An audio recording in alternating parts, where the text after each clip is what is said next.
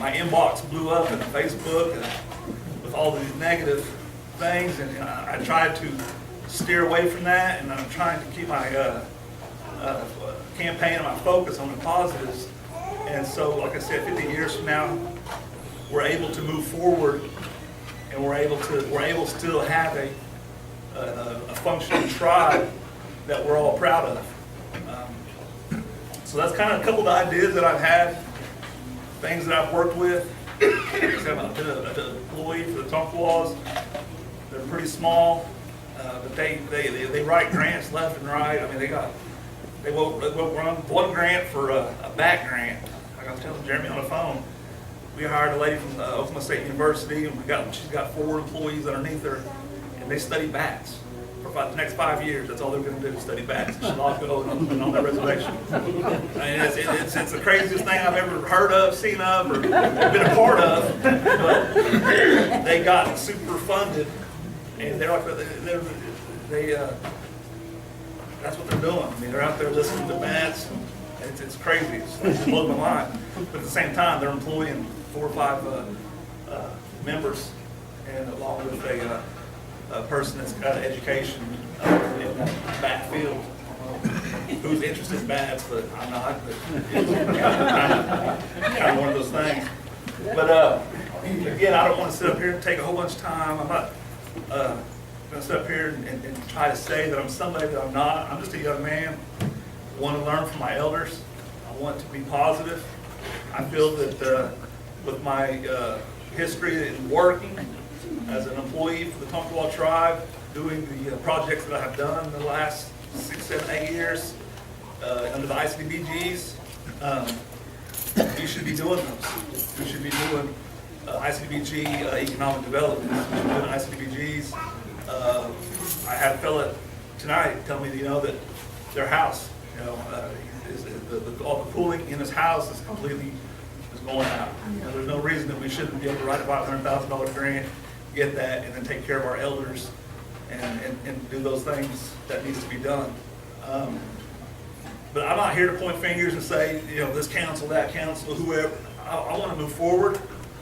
I want to try my best. I'm not going to say that I'm going to, sometimes I'm going to stumble, and that's when I'm going to lean on my elders. That's when I'm going to lean on my older people to help me out, pick me up, dust me off, and say, hey, we made that mistake before.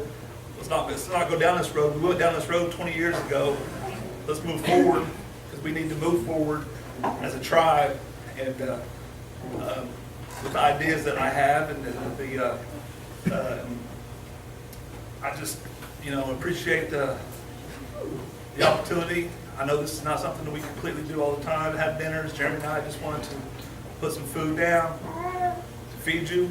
If you don't vote for me, that's fine. But you came here and you listened to me, and you ate with me, and that fills my heart right there. That's enough. And I don't ask for anything else other than that. So I'm just coming in this race humbly, and if you do vote for me, I graciously appreciate it. And without further ado, I'm going to turn over to David Tyner. He's going to introduce Jeremy. Is that right? So if you get done here, if you'd like to talk to me a little bit, about some ideas I threw at you, I'd be more than happy to talk to you, and we'll go from there. So, Wanishi, thank you.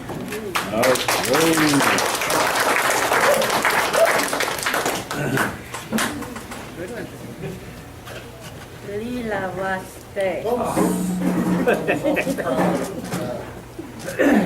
When Jeremy asked me to come up and speak for him,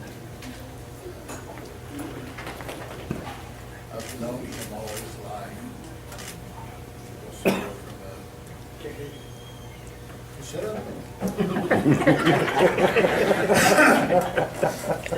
No, I watched Jeremy grow from a baby, watched him through sports, go to college, which was good, went to the university with him. Got to go down, go to a lot of football games with him, and the path he chose to become a teacher. And And I see it now. I work for a public school, and the people that are called to that called to education, I admire them greatly because they have a classroom of people come in, and they have 20 different attitudes coming at them, and they're able to take those in and turn those around and work with each person effectively. Those that want to work with them, they're able to advance them in that. And I see those qualities in Jeremy. He has that ability to listen to people and turn that around. To expound on something Otto said too, he said a person of culture. What we have today is tribal elections. And culturally, our people didn't have elections to say that. Someone lived their life, they walked that life, they lived a life where they took care of people within their families, and from their families to their clans, and from their clans to their districts or their tribes, however their tribes were set up. And they were raised in that tradition of taking care of people, and people recognized it and began to turn to them for leadership. So there wasn't an election, it was just a life process that was brought into that. Sometimes it was handed down through families and clans like that. We need to have that idea in our hearts and in our minds when we go into these elections, that we're going to care for the eldest member of our tribe to the youngest member of our tribe. But not only that, they said my grandmother years ago, sitting in our church, said a prayer. She didn't pray for, she prayed for her children, her grandchildren, but more importantly, she prayed about her great-grandchildren and those that she's not going to get to see. And that's what I see in Jeremy. He has that thought. Me and Jimmy and Trey, we have a jovial kind of teasing relationship. It's a close relationship. But when I'm always with Jeremy, we're always slipping over here and we're talking, and pretty soon I'm using things I haven't used since I was in college years ago. He just has that bent of mind and analytical and just a beautiful mind, if you ask me, because of the way he thinks about things. But that's what I see that in him. He has that cultural feel about him that he's going to bring that love to people, and he's going to work for the good of the whole tribe. He's going to be able to look at the situation and see what's there and drive forward with it that way. Same way with Brad. He sees what good when everybody's pulling in the same direction. There's a lot of things that can be accomplished. Many hands make a great task small.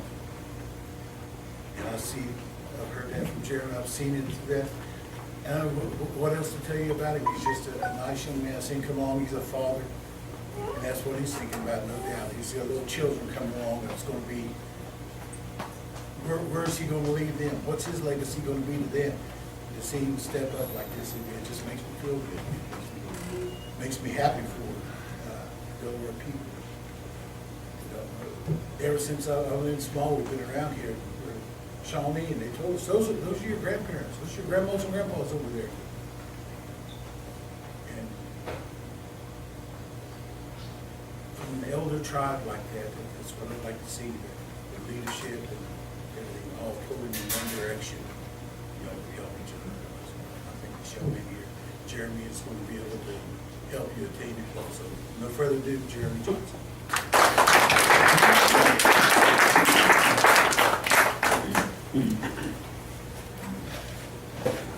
Thank you, David. Really, thank you. I'll give you your $5 later. But thank you. It really makes my heart happy to see you guys here. I'm going to use my teacher's voice. You know, we talked about that. Yes, I'm Jeremy Johnson. My mother, you know, a lot of you know, but I want to introduce myself in that way. Mother is Laura Waters. My grandmother is Laura Waters Maynard, sorry. My grandmother is Mary Louise Sky Waters. My great-grandmother was Elizabeth Sky, Longbone Sky West. My great-great-grandmother, keep on going, you know how we go, right, was Lottie Curlyhead, or Anna Wilson and Lottie Curlyhead after that, excuse me. I had to get that in there correct. But I do that because we all do that when we introduce ourselves, you know, and we try to tell you where we came from and what our past was. That's important to us. It's greatly important to us to know where we've been and who's been there, and who's carried us and helped us to get to where we are today. But I got in this too. What was in my heart was that we have to maintain that past, but we got to move forward.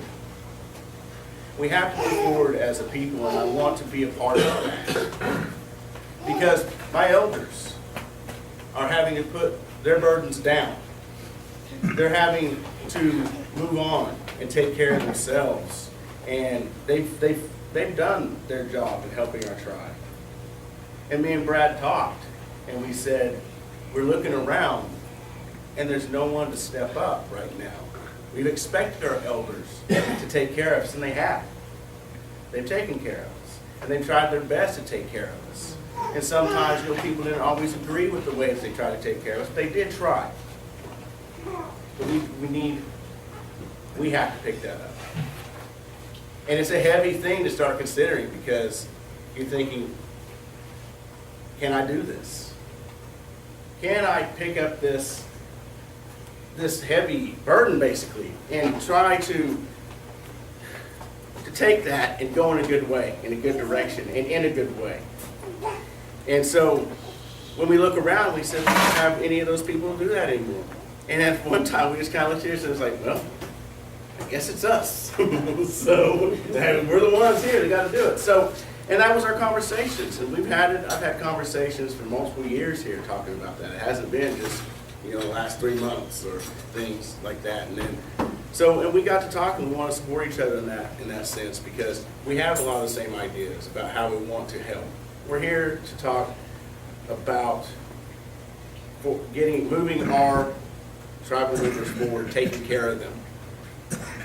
We have to take care of our wisdom in our past, our elders, but we've got to also look and take care of our innocence and our future for those kids, and everyone in between, from the youngest to the oldest. I like that. Lily uses that phrase because it has great meaning behind it. We're taking care of the youngest to the oldest, the littlest to smallest. We're taking care of all of them, and that's where I came into this, where my heart is.